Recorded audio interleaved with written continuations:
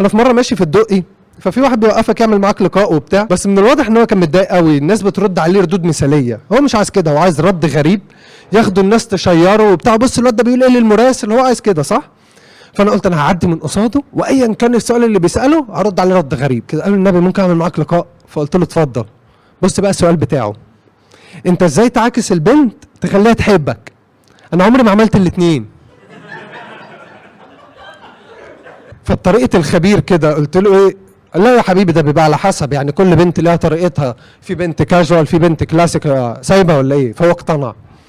فما لي بتعمل ايه مع الكاجوال؟ قلت له خلي بالك الكاجوال يفرق معاها قوي الاداء، يعني وهي ماشيه اعمل الاداء ده يجيب معاها قوي، اعمل رجلك كده ومايل يا لهوي، دي بتجيب مع البنت الكاجوال.